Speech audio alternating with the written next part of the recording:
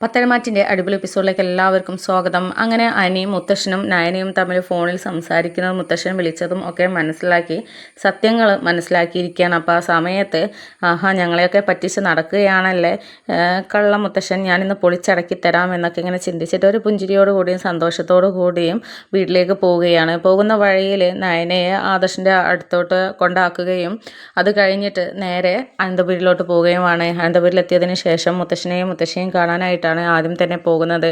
അങ്ങനെ മുത്തശ്ശൻ്റെയും മുത്തശ്ശിയുടെ അനുഗ്രഹമൊക്കെ വാങ്ങിക്കുന്നുണ്ട്. അവർ അഭിനന്ദിക്കുകയും ഒക്കെ ചെയ്യുന്നുണ്ട്. എന്നിട്ട് നീ ഇപ്പോൾ വിജയിച്ചിരിക്കുന്നു മോനെ, ഏതായാലും നീ ഐശ്വര്യമുള്ള മോനാണ് എന്നൊക്കെ പറയുന്നുണ്ട്. അപ്പോൾ ആ സമയത്ത് മനസ്സിൽ ഐശ്വര്യമുള്ള ആളാരാണെന്നൊക്കെയുള്ള മുത്തശ്ശൻ്റെ മനസ്സിൽ ആരാണെന്നുള്ളതൊക്കെ എനിക്കറിയാം എന്നൊക്കെ ചിന്തിച്ചിട്ട് മുത്തശ്ശനോട് ചോദിക്കുന്നുണ്ട്, അല്ല മുത്തശ്ശ, ഇതിൽ വിജയത്തിൻ്റെ ഇത് എനിക്കല്ലല്ലോ തരേണ്ടത്, അത് നയനേട്ടത്തിക്കും ആദർശേട്ടനും അല്ലേ കൊടുക്കേണ്ടത് എന്നൊക്കെ പറയുമ്പോൾ മുത്തശ്ശൻ പറയുന്നുണ്ട്, അവരുടെ പേര് ഞാൻ മിണ്ടി പോകരുത് എന്ന് പറഞ്ഞതല്ലേ, എനിക്ക് അവരെക്കുറിച്ചൊന്നും കേൾക്കുകയും വേണ്ട, പിന്നെ അവരുടെ വിജയം എങ്ങനെയാവുക, നീയല്ലേ ഇപ്പോൾ തലപ്പത്തി ഇരിക്കുന്നത് എന്നൊക്കെ പറയുമ്പോൾ അത് ശരി, നയനേട്ടത്തി വരച്ച ഡിസൈനോടല്ലേ ഞാൻ ജയിച്ചത്, അല്ലാതെ എനിക്ക് ഡിസൈനൊന്നും വരയ്ക്കാൻ അറിയത്തില്ലല്ലോ മുത്തശ്ശ എന്നൊക്കെ പറയുമ്പോൾ അതവളുടെ ജോലിയാണ്, അത് ചെയ്യണമല്ലോ എന്ന് വെച്ച് ഇത്രയും തലയിൽ കയറ്റി വെക്കേണ്ട ആവശ്യമൊന്നുമില്ല എന്നൊക്കെ പറയുന്നുണ്ട്. അപ്പോൾ ആ സമയത്ത് മുത്തശ്ശ എന്തിനാ ഇനിയും നാടകം കളിക്കുന്നത്, ഞാൻ ഒരു സംഭവം കണ്ടു, ഞാനിന്ന് അവിടെ ജ്വല്ലറിയും ഒക്കെ തമ്മിലുള്ള മത്സരത്തിൽ ആ ഒരു ജയിച്ച് നിൽക്കുന്ന സമയത്ത് ഒരാളുടെ കോള് നയനേട്ടത്തിയുടെ ഫോണിലേക്ക് വന്നിരുന്നു. പക്ഷെ ആ കോളിലുള്ള ആളുടെ പേര് കണ്ടപ്പോൾ ഞാൻ ആകെ ഞെട്ടിപ്പോയി. കാരണം മുത്തശ്ശൻ്റെ നമ്പറിൽ നിന്നാണ് ഫോൺ കോൾ വന്നത്. അത് ഞാൻ എടുത്തില്ല, കാരണം നിങ്ങൾക്ക് എന്തെങ്കിലും എന്നോട് പറയാതെ ഉണ്ടാവുമോ എന്ന് ചിന്തിച്ചിട്ട് ഞാൻ എടുത്തില്ല. പിന്നെ നയനേട്ടത്തി വിളിക്കുന്നത് കണ്ട് പോയി നോക്കിയപ്പോഴാണ് മുത്തശ്ശനോടാണ് സംസാരിക്കുന്നത് എന്ന് കണ്ടത്.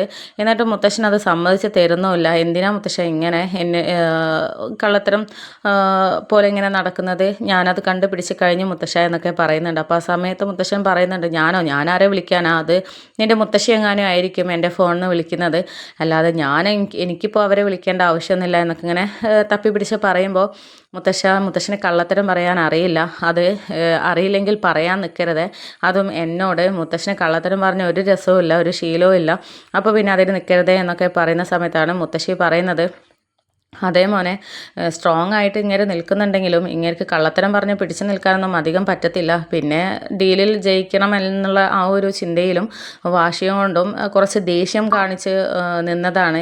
നിൻ്റെ ഏട്ടൻ ഒന്ന് വാശി കൂടിയിട്ട് ജയിച്ച് മുത്തശ്ശൻ്റെ അടുത്തോട്ട് വരണം എന്നുള്ള ആ ഒരു ചിന്ത നിൻ്റെ ആദർശേട്ടന് എന്തായാലും ഉണ്ടാവുമല്ലോ, അതിനെക്കൊണ്ടാണ് നിൻ്റെ മുത്തശ്ശൻ ഇങ്ങനെയൊക്കെ നിന്നത് എന്നൊക്കെ പറയുന്നുണ്ട്. അപ്പോൾ ആ സമയത്ത് അനി പറയുന്നുണ്ട്, അത് ഞങ്ങളോട് പറയാലോ, ആദർശേട്ടനോട് ഞങ്ങളോടൊന്നും ഷെയർ ചെയ്യില്ലല്ലോ എന്നൊക്കെ പറയുമ്പോൾ മുത്തശ്ശൻ പറയുന്നുണ്ട്, ഏതായാലും നീ അറിഞ്ഞ് ഇനി തൽക്കാലം ഇത് ആരോടും പറയാനൊന്നും പോവണ്ട, പിന്നെ നിന്നോട് പറയാതിരുന്നത് നിനക്ക് നിൻ്റെ ഏട്ടനോട് മനസ്സലിവ് കുറച്ച് കൂടുതലാണ്, ഏട്ടൻ കൂടുതൽ സങ്കടപ്പെട്ടെന്നാൽ ആ സമയത്ത് ആശ്വസിപ്പിക്കാനായിട്ട് നീ ഇത് തുറന്നു പറയുമെന്നുള്ളത് എനിക്ക് ഉറപ്പാണ്, അതുകൊണ്ട് തന്നെയാണ് ആരോടും പറയാതിരുന്നത്. പിന്നെ സഹികെട്ട ഒടുവിൽ നയനേട്ടത്തിയോട് ഈ അടുത്ത കുറച്ച് ദിവസങ്ങൾക്ക് മുന്നെയാണ് കാര്യം പറഞ്ഞത്. പിന്നെ നിൻ്റെ നയനേട്ടത്തിയാണെങ്കിൽ നമ്മുടെ ജ്വല്ലറിയുടെ വിജയത്തിനുമൊക്കെ എല്ലാ ത്യാഗവും എല്ലാതും സഹിച്ച് ഒന്നും പുറത്ത് പറയാതെ നിൽക്കുമെന്നുള്ള ഉറപ്പുകൊണ്ടാണ് ഞാൻ പറഞ്ഞത്. എന്തായാലും നീ അതറിഞ്ഞില്ലേ, ഇനിയിപ്പോൾ തൽക്കാലം പരത്തി നടക്കല്ലേ മോനെ, കുറച്ചും കൂടെ കാര്യങ്ങൾ നമുക്ക് ചെയ്ത് തീർക്കാനുണ്ട്.